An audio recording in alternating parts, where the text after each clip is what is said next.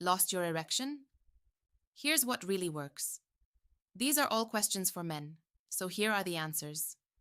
Have you ever been in the middle of an intimate moment, feeling close to someone you care about, only to suddenly realize things aren't quite working the way they used to?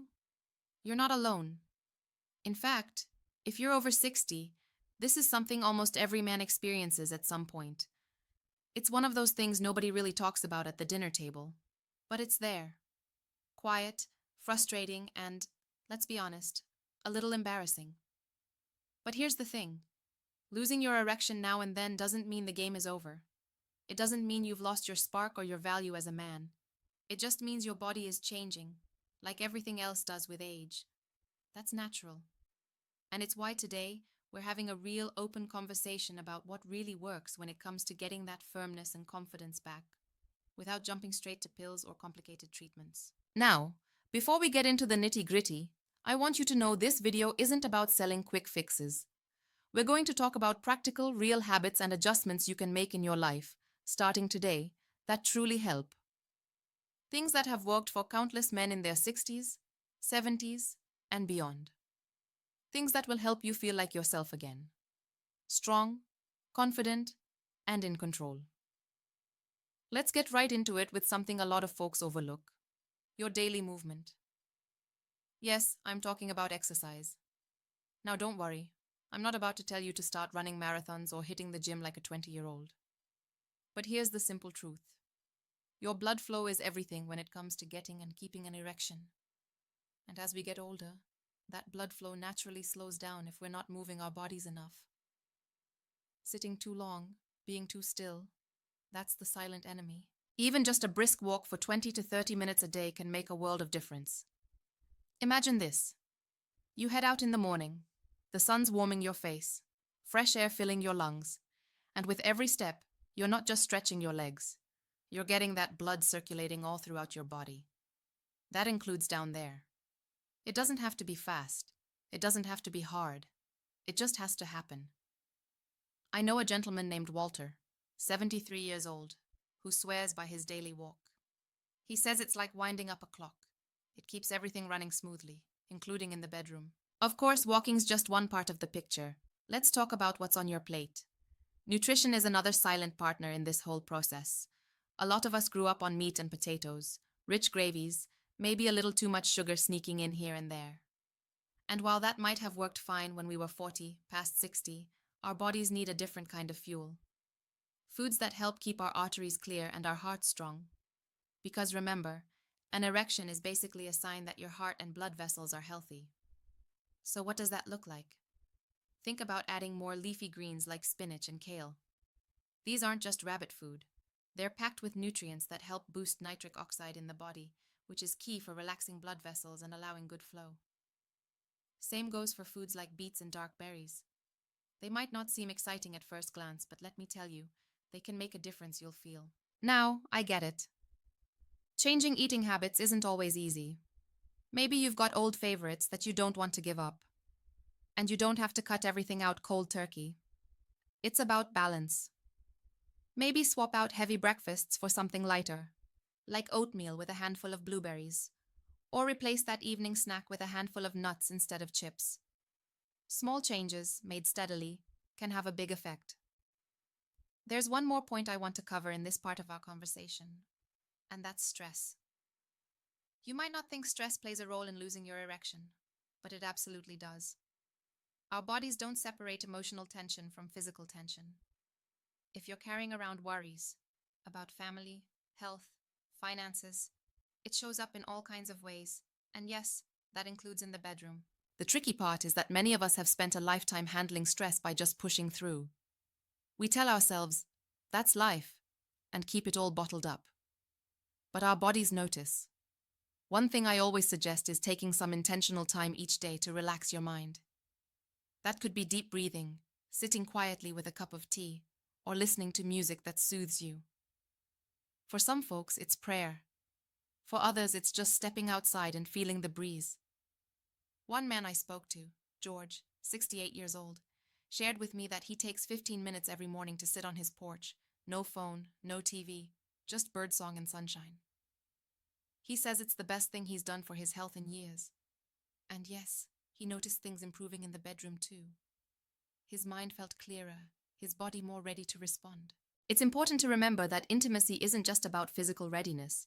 It's about feeling calm, connected, and present. Stress steals that from us if we let it, so don't let it. Now, as we move along in this conversation, there's still more ground to cover. We've talked about the importance of movement, nutrition, and managing stress.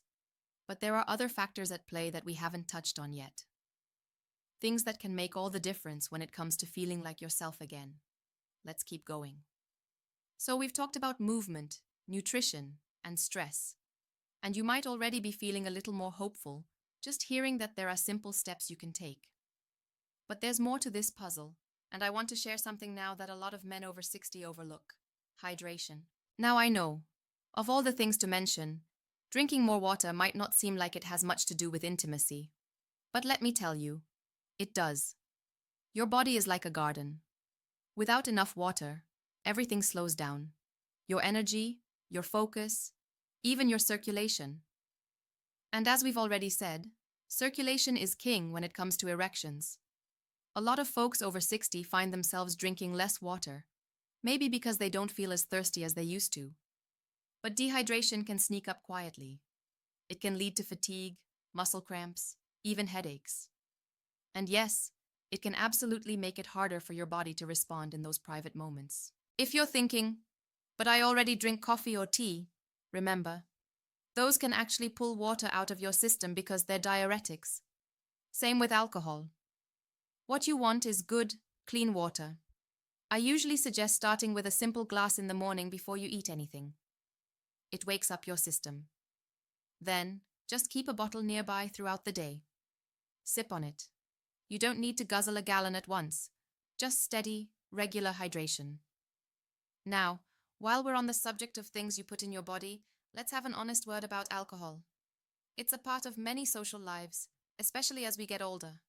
A glass of wine with dinner, a cold beer watching the game, that's all fine in moderation. But too much alcohol is one of the biggest culprits when it comes to losing your erection. It's sneaky because a little bit might make you feel relaxed, confident even. But the truth is, alcohol slows down your nervous system and reduces blood flow. And over time, heavy drinking can damage the very nerves that help create that physical response. I've talked to men who cut back from 2 or 3 drinks a night to just 1 or 2 a week, and they noticed a big difference in how their body responded. That doesn't mean you have to give it up completely if you enjoy it. But it does mean being mindful. Ask yourself, is that extra drink really worth it if it's quietly chipping away at your confidence and connection with your partner? Speaking of partners, let's talk about the emotional side of all this. This might be the part that feels hardest to address, but it's also one of the most important. A lot of men carry quiet shame about losing their erection. They don't want to talk about it, not even with the person they share their life with. Maybe they pull away, avoid intimacy altogether, hoping it'll just pass.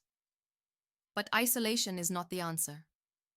One of the best things you can do is open up to your partner. It doesn't have to be a big, heavy conversation. Just something simple like, "Hey, I've noticed things aren't working quite like they used to, and it's been on my mind." You might be surprised how much relief that brings. Most partners, especially in long-term relationships, understand more than you think.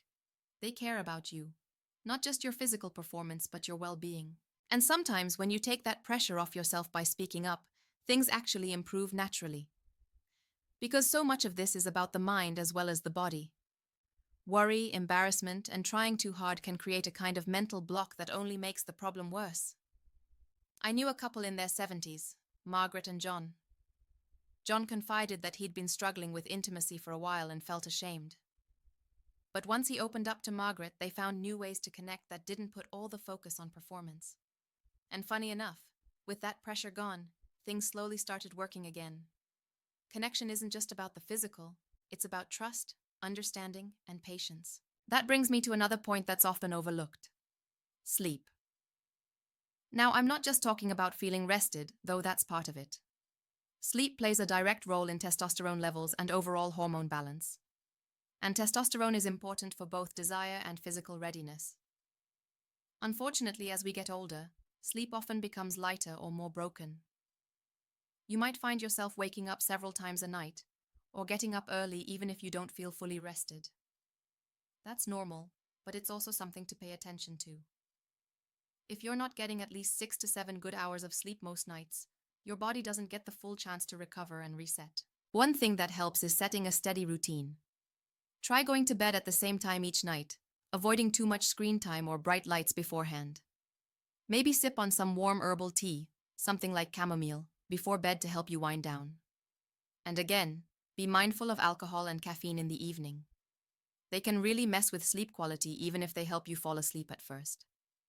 I know one gentleman, Frank, who swore by a small ritual before bed. Turning down the lights, playing soft music, and reading for 20 minutes. It helped him fall asleep faster and stay asleep longer. And once he started doing that regularly, he noticed not just more energy during the day, but more responsiveness in those private moments too. All of these things, hydration, alcohol, emotional connection, and sleep, might seem small on their own, but together they form a web of support for your body's natural function. It's not about one magic bullet. It's about stacking small, good habits that build up to real results. And while we're talking about good habits, there's still more to cover. One more key area that often gets missed but makes a serious difference when it comes to regaining and keeping your confidence in the bedroom. Let's keep moving forward together. Now we've shared quite a bit already, and if you've been listening closely, you've probably noticed a pattern.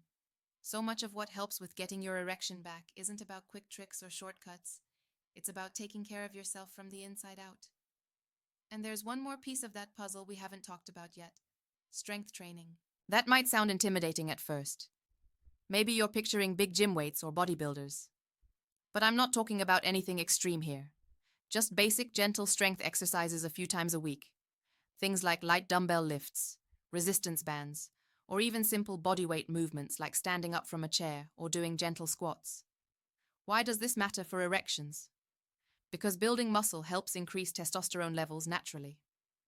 Testosterone plays a huge role in maintaining not just desire, but also firmness and stamina. Plus, strength training improves overall circulation, balances blood sugar, and helps your body respond better to stress. It's like giving your engine a tune-up. I knew a man named Thomas, 72 years old. He'd never been a gym guy in his life.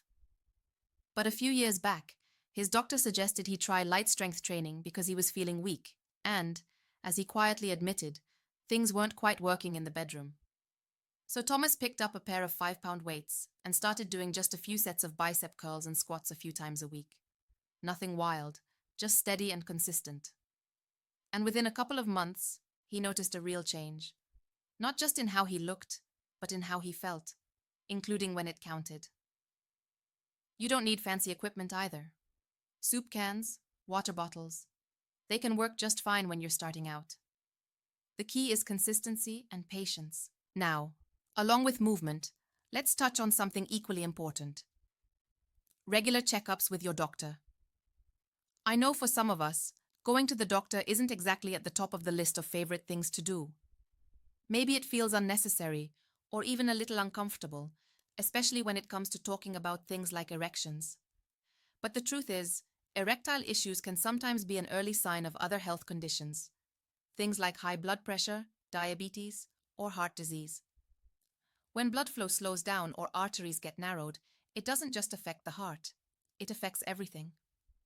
So having regular checkups, checking your blood pressure, cholesterol, and blood sugar levels is part of taking care of yourself in the long run. There's no shame in it.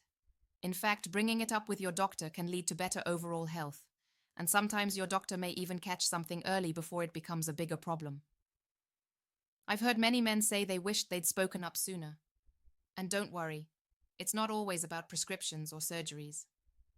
Very often your doctor will recommend many of the same lifestyle changes we've already talked about here. They might just help you fine-tune them to fit your specific needs. At this point, you might be wondering if all of these changes really make that big of a difference. And I want to reassure you, they do. Maybe not overnight. Maybe not in the blink of an eye. But with steady effort and patience, these small shifts add up to real, lasting improvements. Think of it like tending a garden. You water it, pull the weeds, let it get plenty of sunlight. You don't see big changes right away, but give it time. And those little actions turn into something beautiful and strong. Your health, your confidence, your intimate life. It's all part of that same garden. And if you're feeling discouraged right now, maybe thinking it's too late or things are too far gone, let me say this as clearly as I can. It's never too late to make a positive change. Your body is more adaptable than you think. I've seen men in their 80s take back control of their health and start feeling strong and vibrant again. So let's just take a quick breath and reflect. We've talked about movement, walking, and strength training. We've talked about what you eat, staying hydrated, cutting back on alcohol.